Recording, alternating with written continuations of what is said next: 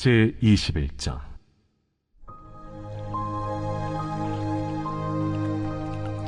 그 후에 예수께서 디베랴 호수에서 또 제자들에게 자기를 나타내셨으니 나타내신 일은 이러하니라. 시몬 베드로와 디두모라 하는 도마와 갈릴리 가나 사람 나다나엘과 세베대의 아들들과 또 다른 제자 둘이 함께 있더니 시몬 베드로가 나는 물고기 잡으러 가노라.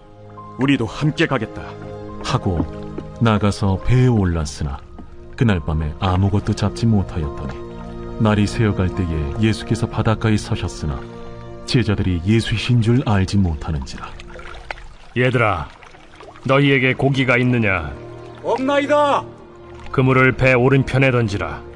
그리하면 잡으리라 하시니 이에 던졌더니 물고기가 많아 그물을 들 수 없더라. 예수께서 사랑하시는 그 제자가 베드로에게 이르되 주님이시라.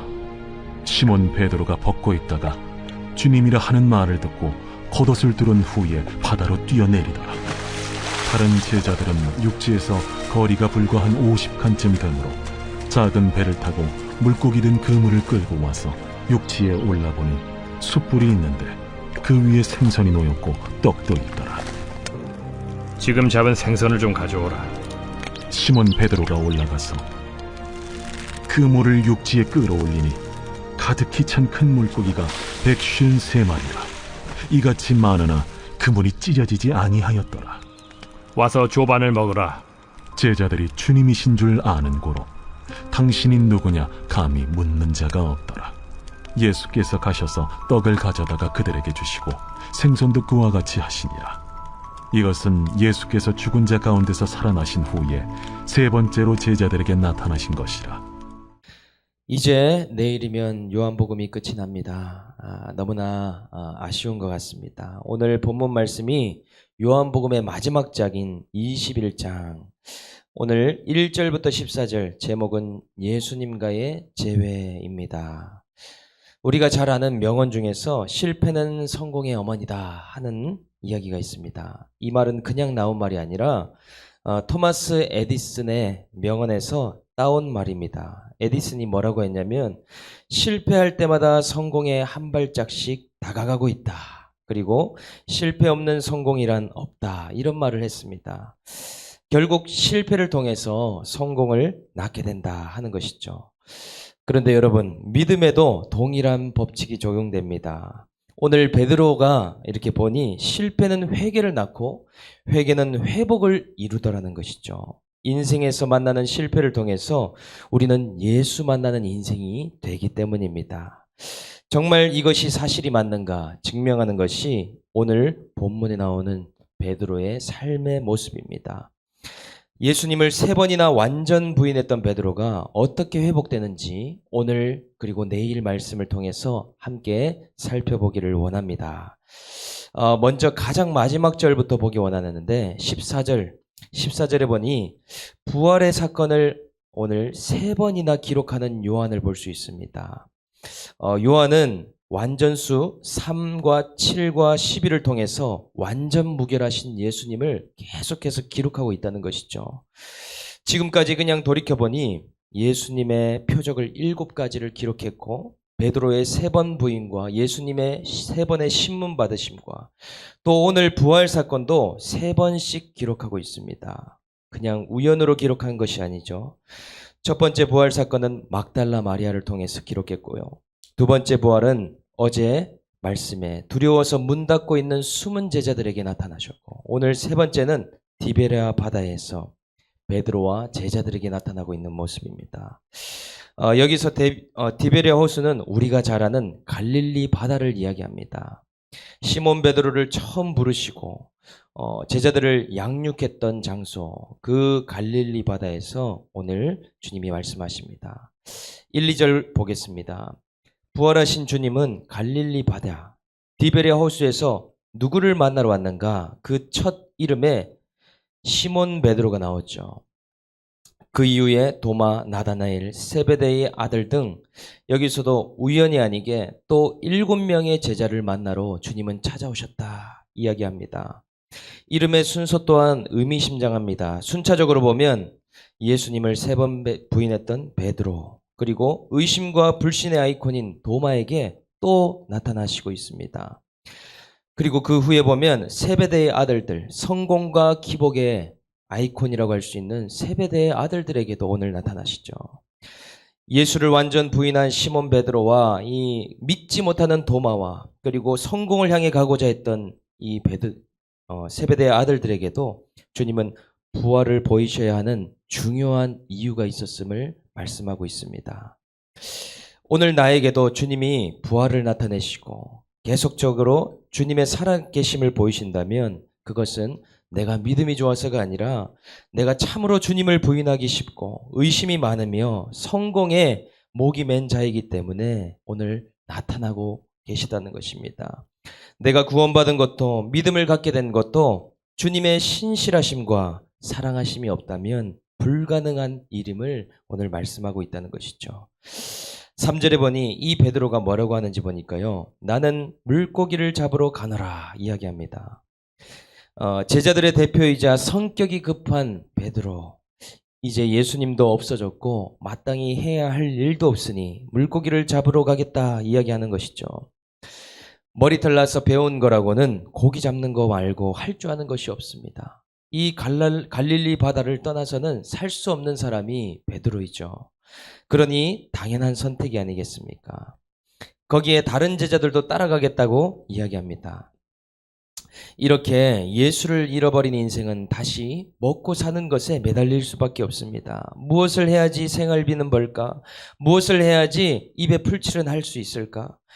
신앙을 포기하는 한이 있어도 예배를 잠깐 포기하고 돈 벌고 알바하고 주식 벌고 이렇게 열심히 살게 됩니다.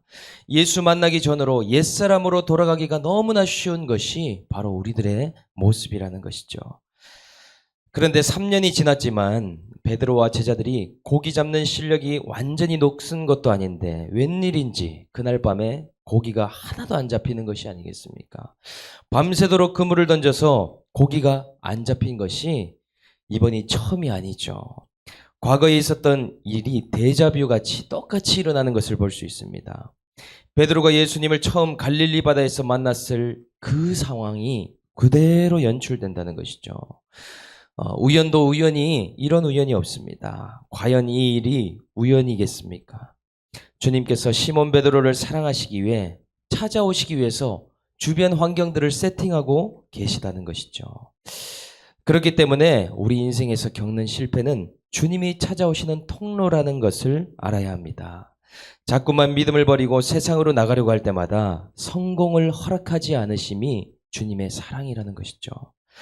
그런데 기복이 있으면 왜 이렇게 잘 안 되게 하시냐 불평하게 되고 자꾸 주님을 떠나서 세상 길로 나아가는데 돈이 만선이 되고 성공이 만선이 되고 세상 인맥과 관계가 너무 만선이 되면 안 돌아올 것이 분명하기 때문에 주님이 허락하지 않으신다는 겁니다. 그것은 축복을 가장한 저주가 될 수 있기 때문에 그렇다는 것이죠. 그래서 우리는 빈배의 사건을 만날 때마다 처음 만났던 주님을 생각하고 나의 부르심과 소명이 무엇이었는지를 다시 기억해야 합니다.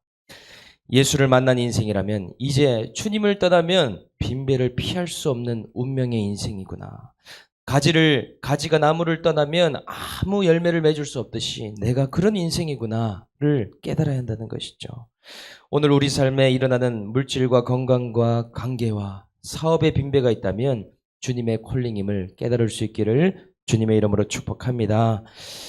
그런데 주님은 이런 빈배의 바다에 서 계시면서 5절에 질문하고 계십니다. 얘들아 너희에게 고기가 있느냐? 주님께서는 물고기가 없는 것을 다 아시면서도 물으시죠. 그래서 없다고 대답하자 배 오른편에 던지라 그리하면 잡으리라 말씀하십니다. 이것도 어디서 많이 본 장면이 아닙니까? 밤새 잡은 것이 하나도 없는데 말씀에 순종하였더니 심히 잡은 것이 많았다 하는 처음 콜링할 때 장면이 또 나타났죠. 3년 전에 겪었던 사건과 너무나 비슷한 일을 겪으면서 과거를 회상하게 됩니다. 배와 그물을 버리고 예수를 따르다가 이제 예수 부인하고 완전한 실패를 경험하고 있는 베드로.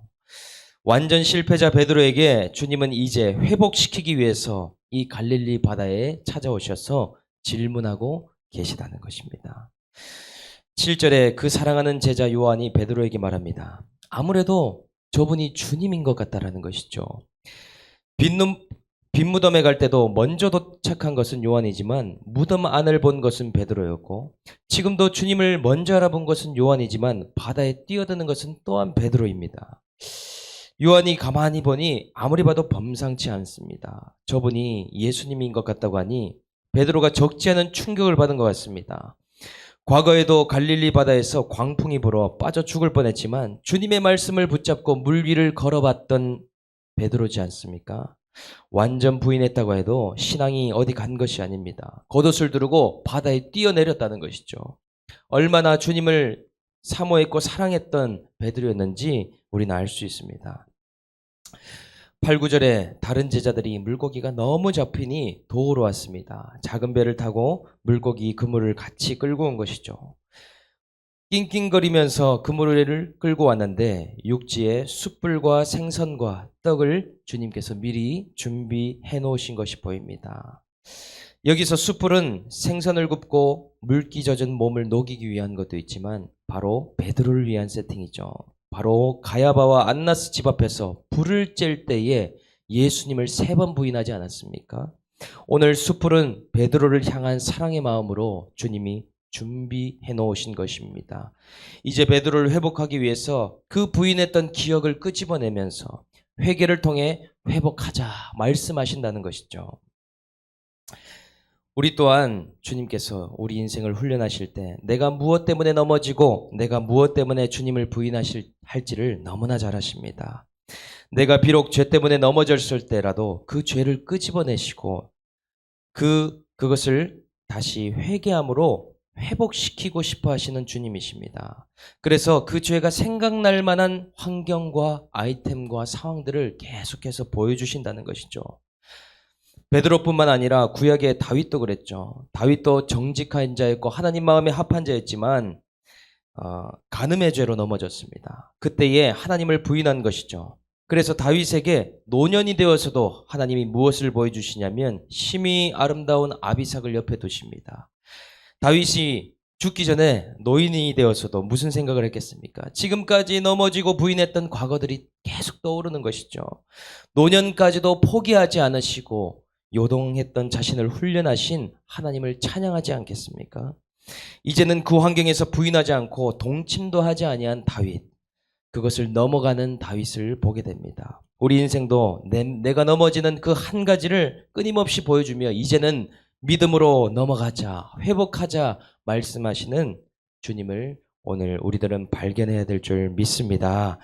10절, 11절에 주님께서는 지금 잡은 생선을 좀 가져오라 말씀하십니다. 배에 가득 찬 물고기 수를 세보니 153마리라는 것이죠. 153이라는 이런 펜이 있는데 요한은 왜 물고기 수를 153이라고 구체적으로 기록했을까요? 이것은 수많은 신학자들이 해석하려고 했지만 유력한 것은 사복음서의 47가지 사건을 통해서 총 치유받고 회복된 인생이 153명이다. 주님은 이 공생애를 통해서 또한 부활 사건을 통해서 이 그물을 던지셨다는 것이죠. 예수 그리스도의 복음이라는 그물을 던지셨는데 그 던지는 행위는 예수님께서 말씀을 선포한 행위입니다. 사람 낚는 업으로 이 땅에 오셔서 제자들과 함께 수많은 사람들을 구원하셨음을 이 말씀을 통해서 나타내시죠. 12절에 예수님께서는 열심히 물고기 잡은 제자들에게 와서 조반을 먹으라 말씀하십니다. 제자들은 이것이 무슨 일인가 싶어 합니다. 예수님께서는 떡과 생선을 가져다 주시면서 밤새 헛된 수고로 배고프고 지친 제자들을 생각하셔서 이것을 미리 차려놓으셨다는 것이죠. 오늘도 저와 여러분들을 이 자리에 부른 이유가 있다면 세상에서 열심히 수고하지만 우리의 영혼이 날마다 배고프고 주려있기 때문에 오늘 영의 양식 때문에 오늘 이 자리에 부르신 줄 믿습니다. 주님께서 제자들과 항상 식탁교제를 하며 떡을 떼신 것처럼 오늘 우리의 삶에도 입을 것 먹을 것만 주시는 것이 아니라 영의 양식, 우리의 영혼의 말씀을 매일 주신다는 것이죠. 큐티는 매일 주님과 함께 떡을 떼며 친밀한 교제를 하는 것입니다. 신앙생활은 예배와 교회를 가는 것이 아니라 매일 삶 속에 말씀을 먹으며 그분과 교제하는 것이 우리의 신앙의 본질인 줄 믿습니다. 오늘 하루도 내가 주님을 부인했던 자리와 시간, 환경에 있을 때에 오늘 나의 죄가 생각나고 회개함으로 우리의 사명과 소명이 회복될 수 있는 하루가 될 수 있기를 주님의 이름으로 축복합니다. 적용 질문 드리겠습니다. 나는 베드로처럼 물고기를 잡겠다 하며 내 힘으로 살아보려고 하는 것은 무엇입니까? 내가 주님을 처음 만났던 디베레아 호수, 갈릴리 바다는 어디입니까? 요즘 무엇을 해도 잘 안 되는 빈배의 환경은 무엇입니까? 내가 회복을 통해서 회복하라고 보여주시는 숯불은 무엇입니까? 함께 기도하겠습니다. 하나님 아버지, 오늘 예수님께서 처음 시몬 베드로를 만났던 디베레아 호수에 나타나시고 숯불을 준비해 주십니다. 주님, 저를 새벽기도의 디베레아에서 만나 주셨고 주님을 떠나서는 안 되는 건강의 빈배를 허락하셔서 주님을 찾고 주님과 함께 동행하는 인생으로 만들어주심에 감사합니다. 순간순간 주님이 눈에 보이지 않을 때 힘으로 아둥바둥 그물질을 해보며 물고기를 잡으려고 모든 열심을 쏟았던 인생입니다. 주님이 주시는 떡과 양식을 먹으며 오늘 주님이 맡겨주신 사명과 소명이 무엇인지 깨달을 수 있는 하루 될 수 있도록 인도하여 주시옵소서. 오늘 베드로와 같은 연약함이 우리에게 있습니다. 도마와 같은 의심이 있습니다. 세베대의 아들들과 같이 기복과 성공이 우리에게 있습니다. 주님, 불쌍히 여겨주셔서 부활의 주님을 만남으로 바다와 같은 세상에 오늘 하루도 믿음으로 담대히 뛰어내릴 수 있는 하루가 될 수 있도록 은혜 베풀어 주시옵소서. 오늘 이 새벽에도 말씀을 먹게 하여 주시고 성령을 통하여서 주님과 친밀한 교제가 있게 하여 주셔서 우리의 영의 양식을 공급받고 오늘 이 자리를 통하여서 하나님과 더욱더 친밀해질 수 있도록 주님 은혜 위에 은혜를 더하여 주시옵소서. 감사를 드리며 우리를 구원하신 예수님의 이름으로 기도드립니다. 아멘.